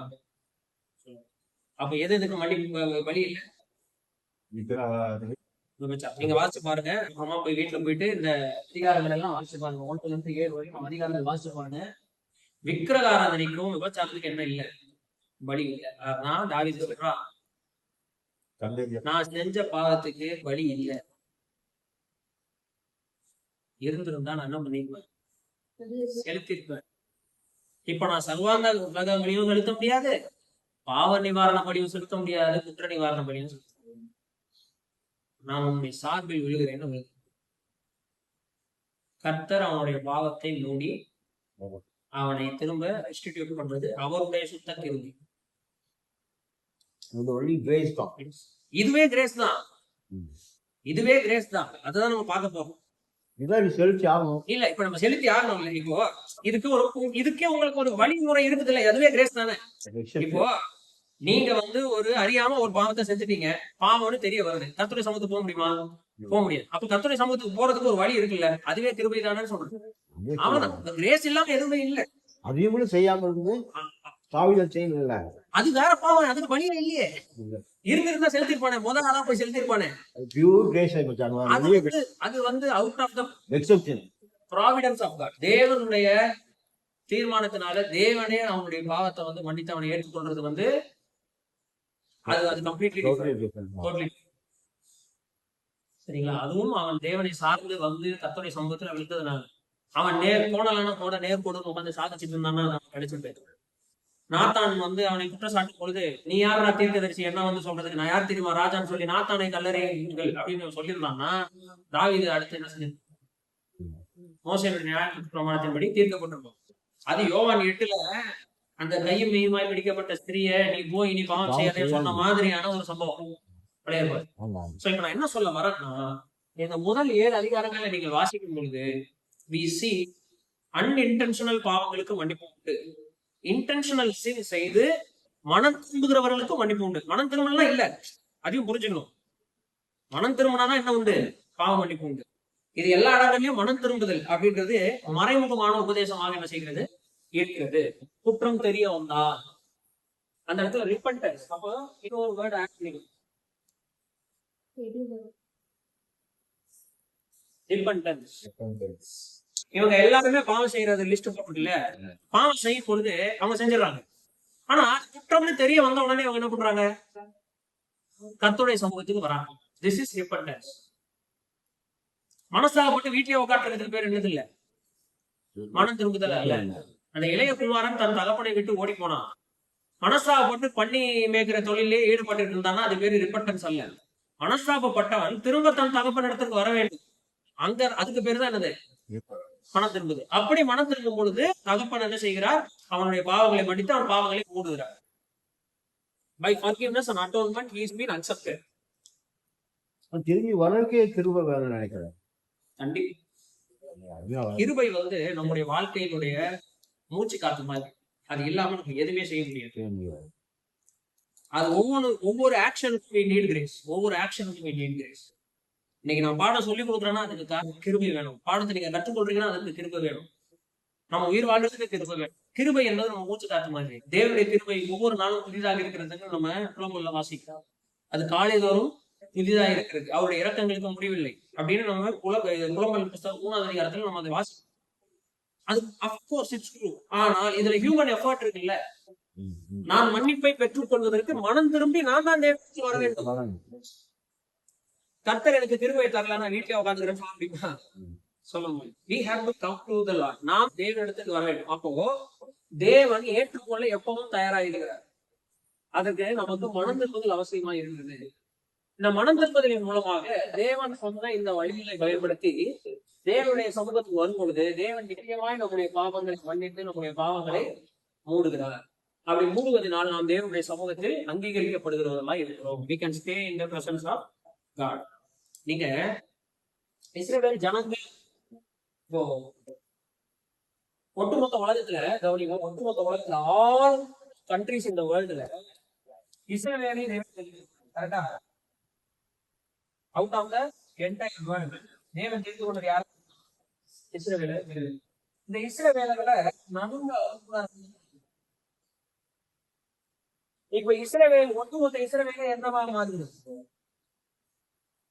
தேவனுடைய வாசஸ்தலமா மாறுதா இல்லையா? இஸ்ரவேலுக்கு நடுவிலே தேவன் வந்து வாசம் செய்யறாருன்னா இப்ப இஸ்ரவேலே தேவனுடைய வாசஸ்தலமா மாறுதா? அந்த இஸ்ரவேலுக்குள் தேவனுடைய வாசஸ்தலம் இருக்கு. அதுல இந்த ஒட்டுமொத்த இஸ்ரவேலுக்காக ஒருவருமே போகிறான். அவன் தான் ஆசாரியன். மோசே இருக்கிற மோசேக்கு அப்புறம் மற்றவங்க போனான். மோசையும் ஆரோக்கியம் போயிட்டு இருந்தாங்க. இப்போ இந்த ஆசாரியன் யாரு? இந்த ஒட்டுமொத்த உலகத்துக்கு இஸ்ரவேல் எப்படியோ அது மாதிரி ஒட்டுமொத்த இஸ்ரவேலுக்கு புரிஞ்சுச்சா? நேற்று சொன்னதான் திரும்ப சொல்றேன். ஒட்டுமொத்த உலகத்துக்கு இஸ்ரவேல் எப்படியோ அது மாதிரி ஒட்டுமொத்த இஸ்ரவேலுக்கு அந்த ஆசாரியன். புரிஞ்சுங்களா? இப்போ என்ன நடக்குதுன்னா இந்த ஆசாரியத்துவம், இந்த ஆசாரியன் என்ன செய்கிறான்னா ஜனங்களுக்காக வழி செலுத்துகிறான், ஜனங்களுக்காக அப்பீல் கொண்டு கொண்டான், ஜனங்களுக்காக குற்ற நிவாரண பலி செலுத்துறான், பாவ நிவாரண பலி செலுத்துறான், சர்வாங்க பலி செலுத்துறது எல்லாம் ஆசாரியத்துவமாக நடைபெறுது. இந்த ஆசாரியனை இந்த தேவன் ஏற்றுக்கொள்றாங்கன்னா யாரை ஏற்றுக்கொண்டாருன்னு அர்த்தம்? இந்த ஜனங்களை ஏற்றுக்கொண்டார். இதுதான் கான்செப்ட். சரிங்களா? சோ ஒட்டுமொத்த இஸ்ரவேலே பரிசுத்த ஸ்தலத்துலதான் வாழ்றாங்க, தேவனுடைய சமூகத்துலதான் வாழ்றோம். அதனாலதான் வசனம் என்ன சொல்லியிருக்குன்னா, சில பாவங்களை செய்த மனுஷனை பாளையத்துக்கு புறம்பே போடுங்கள், ஜனத்தில் இராதபடிக்கு அவனை அறுப்புண்டு போக கடவன். அப்படின்னா அர்த்தம், he is not going to be a part of Israel anymore. அவன் தேவனுடைய சமூகத்துல தேவனுடைய வாசஸ்தலத்துல வாழ்றது அவனுக்கு என்ன இல்ல, தகுதி அல்ல. எக்ஸ்கம்யூனிகேட் ஹிம், அவனை தூக்கி வெளியே போடுங்க, பாளையத்தை புறம்பே போடுங்க. அவன் அங்க 7 நாள் இருந்து சுத்திகரிப்பு பண்ணிட்டு அதுக்கப்புறம் என்ன செய்யட்டும், உள்ள வரட்டும் இப்படின்னு சொல்றாரு. இதுக்கு அர்த்தம் என்ன? இது அர்த்தம் என்ன? ஜனத்தில் இராதபடிக்கு அறுத்துண்டு போக கடவுள்னா அவன் தேவனுடைய சமூகத்தை நாட முடியாத மனுஷன். இப்போ மோவாபியரும் அன்பரும் கையினுடைய சமூகத்துக்கு வர முடியாதுன்றாரு. சமூகத்துனா நேரம் ஆசிரியர் கூடாரத்துக்குள்ள வர முடியாதுன்னு சொல்றாரு. ஆசிரியர் கூடாரத்துக்கு யாரும் போக முடியாது, இஸ்ரேலுக்குள்ள அவன் வர முடியாதுன்னு அர்த்தம். ஆனா ரூத் வந்தாங்க, எல்லாம் விசுவாசத்துல வராங்க. சரியா? அப்போ மனம் திரும்பி கர்த்தரிடத்துக்கு வருகிற எல்லாருக்கும் என்ன உண்டு? Forgiveness உண்டு, atonement. அதனால இஸ்ரவேலும் தங்கலாம், தேவனிடத்துல வந்து நம்ம வாசம் செய்கிறோம், சபையில் நாம் வந்து வாசம் செய்கிறோம். நாம் எல்லாருக்கும் சேர்த்து ஒரே பிரதான ஆசாரியராக கர்த்தராகிய இயேசு கிறிஸ்து மகா பரிசுத்த ஸ்தலத்துக்குள் பிரவேசித்திருக்கிறார். அவர் நமக்காக பாவங்களை நீக்கி சுத்திகரிப்பை உண்டு பண்ணினார். இதெல்லாம் நம்ம எபிரேயர் 10ஆம் அதிகாரத்துல என்ன செய்யறோம், வாசிக்கிறோம். என்றென்றைக்குமான சுத்திகரிப்பை உண்டு பண்ணிக்கிறார். இனி நாம் ஒவ்வொரு முறையும் குற்ற நிவாரண பலியோ பாவ நிவாரண பலியோ சர்வாங்க தகன பலியோ செலுத்திக் கொண்டிருக்க வேண்டிய அவசியம் இல்லை. நமக்காக சர்வாங்க தகன பலியாக கர்த்தராகிய இயேசு கிறிஸ்து மரித்ததினாலும் நம்முடைய குற்றங்களை எல்லாம் பாவங்களை எல்லாம் சுமந்து அவர் பாவங்களை நீக்கும் சுத்திகரிப்பை என்றென்றைக்குமாய் உண்டு பண்ணி முடித்ததினாலும் இப்பொழுது நாம் செய்ய வேண்டியது மனம் திரும்பி அவருடைய சமூகத்துக்கு திரும்பி வர வேண்டும். அவ்வளவுதான். We are being accepted because of Jesus Christ. ஆனா அன்னைக்கு அப்படி இல்லை. அன்னைக்கு இவங்க வரணும், ஆசாரியன் இடத்துல பலி எடுக்கணும், ஆசாரியன் பலி செலுத்துவான் அவங்க.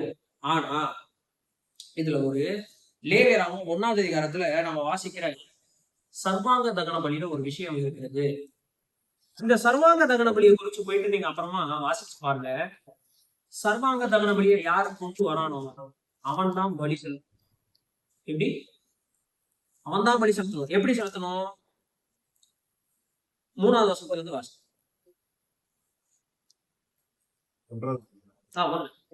அவர் செலுத்துவது மாட்டு மந்தையிலிருந்து எடுக்கப்பட்ட சர்வாங்க தகன பலியானார். அவர் பழுத ஒரு காளையை செலுத்துவாராக கர்த்தருடைய சன்னதியில் தான் அங்கீகரிக்கப்படும்படி, தான் யாரு பலி செலுத்துறவன் அங்கீகரிக்கப்படும்படி அவர் அதை ஆசரிப்பு கூடாத வாசலில் கொண்டு வந்து அது தன் பாவ நிவர்த்திக்கு என்று அங்கீகரிக்கப்படும்படி கையை அதில் தலையின் மேல் வைத்து தன்னுடைய பாவத்திற்கு நிவர்த்தியை ஏற்படுத்துவதற்காக அந்த பலியை கர்த்தர் அங்கீகரிக்கணும்ன்றதுக்காக ஃபர்ஸ்ட் என்ன சொல்றாரு? தான் அங்கீகரிக்கப்படும்படி சொல்றாரு. எங்க பார்த்தோம்? இத ஆபேல் காயிலே பார்த்தோம். என்னை கர்த்தர் ஏற்றுக்கொள்ளலன்னா என் பலியை கர்த்தர் என்ன செய்ய மாட்டார், ஏற்றுக்கொள்ள மாட்டார். அப்போ நான் பழுதற்ற ஒரு பலியை கொண்டு வருகிறேன்னா கர்த்தர் என்னை ஏற்றுக்கொள்ள வேண்டும் என்பதற்காக நான் சில விஷயங்களை செய்யறேன். என்ன செய்யறேன்னா, என்னுடைய பாவங்களை இது சுமக்க போகிறது என்று சொல்லி என்னுடைய கையை தூக்கி அதனுடைய தலையில நான் என்ன செய்யணும், வைக்கணும். வச்சு கர்த்தருடைய சன்னதியில் அவன் கால்களை கொல்ல கிடவன். யார் கொல்லணும்? ஆசாரியன் கிடையாது, கொண்டு வர நான் கொல்ல வேண்டும். அதுக்கடுத்து அப்போது ஆரோனின் குமாரனாகிய ஆசாரியர்கள் ரத்தத்தை எடுத்து அதை ஆசரிப்பு கூடாத வாசலில் இருக்கிற வலிப்பிடத்தின் இப்ப ஆரோனின் குமாரனாக ஆசாரியர்கள் லேவியர்கள் வந்து என்ன செய்வாங்கன்னா, அந்த ரத்தத்தை கொஞ்சம் பாத்திரத்துல எடுத்து அதை பலிபீடத்தை சுத்தி என்ன செய்வாங்க, தெளிப்பாங்க. பின்பு அவன் அந்த சர்வாங்க பின்பு அவன் தான் யாரு? அவன் யாரு? பலி செலுத்த வருகிறவன் என்ன செய்யணும்? அது சந்து சந்தாக துண்டிக்கப்படும். அவன் சந்து தோல் உரிக்கணும், அதை சந்து சந்தாக துண்டிக்கணும். அப்போது ஆசாரியனாகிய ஆரோனின் குமாரன் இதற்கப்புறம் ஆசாரியர்கள் வந்து என்ன செய்வாங்கன்னா, அதை கொண்டு வந்து அக்னியின் மேல கட்டிகளை அடுக்குவாங்க. குமாரனாகிய ஆசிரியர் குண்டங்களை கதையை அக்னி. இப்போ கவனிங்க, இந்த பலியை கொஞ்சம் யோசிப்பாங்க. ஆட்டு மந்தையில் இருந்தாவது அப்படிதானே போட்டிருக்கு பாருங்க. 2வது வசனம். மாட்டு மந்தையிலிருந்து வெட்டப்பட்ட மாட்டு மந்தை, யாருடைய மாட்டு மந்தை? காவல்கள் ஐயா கவனிங்க இங்க. அடுத்து ஆட்டை பிரிச்சு பாக்குறோம். இதே மாதிரி ஆட்டை பிரிச்சு பாக்குறோம். ஆட்டு மந்தை ஃபர்ஸ்ட் மாட்டு மந்தை. ஓகே, நீங்க ஒரு ஜமீன்தார், உங்களுக்கு ஒரு மாட்டு மந்தை இருக்குது. இப்போ நீங்க வந்து கர்த்தர் இடத்துல என்ன செய்யணும்? பலி செலுத்த வரீங்க. உங்களுடைய மாட்டு மந்தையில இருந்து எடுத்துட்டு வரணுமா? இயேசு கிறிஸ்து ஏன் வந்து தேவாலயத்துல வந்து காசுக்காரர்கள் மிருகங்கள் எல்லாத்தையும் துரத்தி அனுப்பிச்சாருன்னு புரியுதா? என்னாச்சு? அதாவது பலி செலுத்தணுமா, வீட்டுல இருந்து நீ எதுவும் கொண்டு வராதப்பா, இங்க நீ ஜிபே கொடுத்தா போதும், ஸ்கேன் பண்ணா போதும், உனக்கு ரெடி, பலி செலுத்துறதுக்கு எது ரெடி, மிருகம் ரெடின்ற லெவலுக்கு வலிவடைந்து போய்விட்டது இயேசு கிறிஸ்து வரும்போது. அதனாலதான் அவர் டென்ஷன் ஆகுது. நான் சொல்றது புரியுதா? என்னுடைய உழைப்புல இருந்து வரணும் பலி. கர்த்தர் இடத்துல நான் கொண்டு வரது யாருடைய உழைப்புல இருந்து வரணும்? என் உழைப்புல இருந்து வரணும். என் வீட்டுல என்னுடைய மந்தையில இருந்து வரணும். அதுதான் சொல்றாரு. அதுக்கு சத்து இல்லாம யாராவது இருந்தானா புறாவை கொண்டு வாங்க. கர்த்தர் எல்லாத்துக்கும் யாரும் எஸ்கேப் ஆக முடியாது. இப்போ மாடு வச்சிருக்கிறவன் மாட்டு மந்தையில இருந்து என்ன கொண்டு வரணும்? அவன் கொண்டு வரும். சரி, அது அவனுடைய மாட்டு மந்தை. இப்போ சிஸ்டர் ஒரு மாட்டு மந்தை வச்சிருக்கிறாங்க. நான் வந்து சிஸ்டர் என்கிட்ட மாடு வந்து பலி செலுத்துறதுக்கு இல்ல, உங்க மாடு கொஞ்சம் கொடுங்கன்னு சொல்லி இவங்க மாடை கொண்டு போய் நான் பலி செலுத்த போறேன்னு வச்சுக்கோங்களேன். அதை கொல்றதுக்கு எனக்கு மனசு வரும், அதை தோல் உரிக்கிறதுக்கு மனசு வரும், அதை சந்தா வெட்டுறது, இதெல்லாம் நான் பண்ணுவேன். நீங்க காசு கொடுத்து வாங்குறீங்க, உழைப்புல இருந்து காசு அதுதான் அன்னைக்கு வந்து இவங்க கிட்ட என்ன இருக்கு, அன்னைக்கு வந்து இவங்க கிட்ட இருக்கு. ஃபியூச்சர்ல அவங்க கிட்ட இல்லாதப்ப காசு கொடுத்து வாங்கினாங்க. அது லேட்டர்ல எந்த அளவுக்கு ஆகி போச்சு? வியாபாரமாயி போச்சு, மலிவடைந்து விட்டது. இங்க கர்த்தர் ஒரிஜினலா கட்டளை போகும்போது எப்படி இருக்குதுன்றதான் நம்ம பாக்கணும். எப்படி இருக்குன்னா, என் உழைப்புல இருந்து என் வீட்டுல இருந்து ஒரு மிருகத்தை நான் கொண்டு வரேன், அதை நானே வெட்டணும். நீங்க செலவு பண்ணி, நீங்க சாப்பாடு போட்டு, நீங்க வளர்த்த நீங்க ஒரு மிருகத்தை நீங்க கொண்டு வந்து உங்க கையாலே வெட்டி, நீங்க சந்தாக துண்டித்து அந்த கட்டைகள் அவங்க அடுக்கிறத பார்த்து ரத்தத்தை எடுத்து அவங்க தெளிக்கிறத பாக்கணும்னா அடுத்து இந்த பாகத்தை செய்வீங்களான்னு தான் என் கேள்வி. வாழ்வே இருக்காது, சுத்தம் வாங்கி செலுத்தி போயிட்டு இருப்பான். அந்த இடத்துக்கே போகாதீங்க, அப்போ போய்க்கலாம். நான் கேக்குறது, நீங்க மறுபடியும் அந்த பாவத்தை செய்வீங்களா? சரி, இது மாடு, ஆட்டு குட்டியோ ஆட்டு கடாவே நீங்க இதே மாதிரி கொண்டு வந்து இதே மாதிரி சந்தா வெட்டி இதே மாதிரி செய்வீங்க. வீட்டுல மட்டன் செய்யும் போதெல்லாம் உங்களுக்கு என்ன ஞாபகம்? உங்க ஆடு வெட்டப்பட்டது ஞாபகம் வருமா வராதா? This is something very very என்ன சொல்றது, ஆமா, எமோஷனலி அட்டாச்ட். எனக்கு பதிலா ஒரு மிருகம் வந்து அந்த இடத்துல பலியிடப்படுதே அப்படின்ற ஒரு எண்ணம் எனக்குள்ள உருவாக்கணும்ன்றதுக்காக கத்துறது செய்யறேன். நம்ம வளர்த்துனது வளர்த்து சரியா? நான் வெளிப்படுத்தின விசேஷம் எடுத்துட்டு இருக்கும்போது எங்க தம்பிமார்கள்ட்ட சொன்னேன், நீங்க வந்து ஒரு மிருகத்தை பலி செலுத்திட்டு வீட்டுக்கு வரீங்க, 3 நாள் கழிச்சு அந்த மிருகம் உயிரோட வந்து அடிக்கப்பட்ட வண்ணமா முன்னாடி நிக்குது. நீங்க செஞ்ச பாவத்தையே திரும்ப செஞ்சுக்கிட்டு இருக்கீங்க. அந்த மிருகம் வந்து பாக்குது, எப்படி சொல்லுங்க, எப்படி இருக்கு? இப்ப அடிக்கப்பட்ட வண்ணமா இருக்கிற ஆட்டுக்குட்டியானவர் உயிரோட இருக்கு, நமக்காக பலியானவர் இப்ப உயிரோட இருக்கிற மிருகமாக எரிஞ்சு போயிரு, அவர் உயிரோட இருக்கு. எனக்காக பலியானவர், எனக்காக தனது ரத்தத்தை செஞ்சினவர், எனக்காக அவ்வளவு கஷ்டங்களை அனுபவித்தவர், அந்த காயங்களோட அந்த தழும்புகளோட இருக்கிறாரு. அவர் கண்ணு முன்னாடி நான் திரும்ப திரும்ப என்ன செய்வீங்க? ஒருவேளை யோசிச்சு பாருங்க, இந்த மிருகம் நீங்க வீட்டுக்கு வழி கொடுத்துட்டு வீட்டுக்கு வரைக்கும் வீட்டுக்கு முன்னாடி நிக்குது, எப்படி இருக்கும்? அது கேட்குமா இல்லையா அவங்க? ஏயா உன் சுகத்துக்கு நீ போய் என்ன செய்வ? பாவம் செய்வ, அதுக்கு என்ன கொண்டு போய் வழி கொடுப்ப, திரும்ப வந்து நீ என்ன செய்வ? இதே வாழ்க்கையை திரும்ப வாழ்வ. இது நியாயமான்னு கேட்குமா இல்லையா? இந்த உணர்வை உருவாக்குறதுக்கு தான் கர்த்தர் இதை செய்யறார். அவனுடைய கையாலேயே அதை செய்ய வைக்கிறார், அவனுடைய கையாலே அதை செய்ய வைக்கிறார். ஆனாலும் மனுஷனுடைய பாவம் தான் சொல்றேன், தேவனுடைய அன்பு எவ்வளவுதான் வந்து மனுஷனுடைய கலக புத்தியின் மேல மோதினாலும் மனுஷனுடைய கலக புத்தி கல்லான புத்தியாகவே என்ன செய்து இருக்குது. ஓகேங்களா? அப்ப சர்வாங்க தகன பலியுடைய பியூட்டி என்னன்னா, சர்வாங்க தகன பலியில everything has to be burnt. அது எவ்ரிதிங் ஹாஸ் டு பி பர்ன்ட்னா எவ்ரிதிங் வந்து நீங்க தான் பிரிக்கணும் தனித்தனியா. சர்வ அங்கத்தையும், ஒரு மிருகத்தினுடைய ஒட்டுமொத்த அங்கத்தையும் பலி கொடுக்கணும்னா ஒட்டுமொத்தமா தூக்கி போட்டு எரிச்சாவது பரவாயில்ல, தோலை உரிக்கணும், சந்தாக வெட்டணும், எல்லாத்தையும் பார்ட் பை பார்ட் எடுத்து ஆசாரியர்கிட்ட கொடுக்கணும். அதை ஆசாரியர் கண்டவாள அடுக்கி என்ன செய்வான், தீயை வச்சு கொளுத்துவான். இவ்வளவு வேலையை யார் செய்யணும்? கொண்டு வர நான் செய்யணும். இதுல என்னுடைய உழைப்பு இருக்கிறது. இதை செய்யும் போது இனி இந்த பாவத்தை நான் செய்ய மாட்டேன் கர்த்தாவே. சரி, இனி இந்த பாவத்தை நான் செய்ய மாட்டேன்.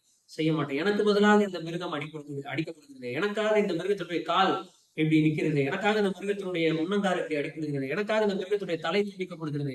எனக்காக இந்த மிருகத்துடைய தோல் உரிக்கப்படுகிறது. எனக்காக இந்த ஆடு இப்படி சாகிறது.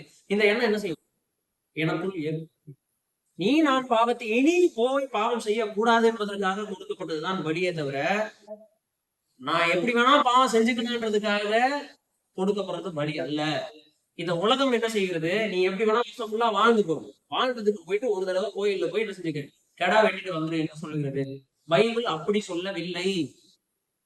ஆனா அவங்க பாக்குற மாதிரியே நாம பைபிளை பாக்குறதுனாலதான் ஒருவேளை நமக்கு பைபிள்ல பலிகள் அப்படி என்ன செய்கிறது தோன்றுகிறது. பட் பைபிள்ல வழிகள் நம்முடைய பாவங்களை கூடுவதற்கான ஏற்பாடுகள். சரிங்களா? இந்த இடத்துல நம்ம பிரேக் பண்ணுவோம். Let's happy. அதுக்கப்புறம் நம்ம வந்து தேங்க்யூ லார்ட் சாக்ரிஃபைசஸ் பண்ணிக்கலாம். இது ஓகே இல்ல, புரிஞ்சு இல்ல? அப்போ அன்இன்டென்ஷனல் சின்ஸ் எல்லாத்துக்கும் மன்னிப்பு உண்டு. இன்டென்ஷனலா பாவம் செஞ்சுட்டு மனம் திரும்பி கத்தனத்துக்கு வந்தாலும் மன்னிப்பு உண்டு. ஆனால் விபச்சாரத்துக்கும் விக்கிரகாராதனைக்கும் என்ன இல்லை? மன்னிப்பே இல்லை. வழிகள் எதற்காக நமக்கு கொடுக்கப்படுறதுன்னா, இனி நான் பாவம் செய்யக்கூடாது என்கிற எண்ணத்தை உருவாக்குவதற்காக கொடுக்கப்படுகிறதே அல்லாமல், நான் எவ்வளவு வேணா பாவம் செஞ்சுக்கலாம், வழி கொடுத்தா போதுங்கிற எண்ணத்தை உருவாக்குவதற்கு அல்ல என்பதை புரிந்து கொள்ள வேண்டும். ஓகேங்களா? Okay, happy.